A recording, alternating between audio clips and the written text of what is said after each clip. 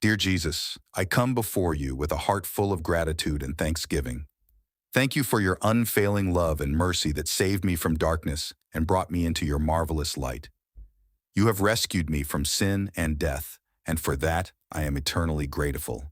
Thank you, Jesus, for your sacrifice on the cross, where you paid the price for my sins. Your love knows no bounds, and your grace is endless. I am humbled by your compassion and overwhelmed by your kindness. Help me, Lord, to live a life that honors you. May my words and actions reflect your love and grace to those around me.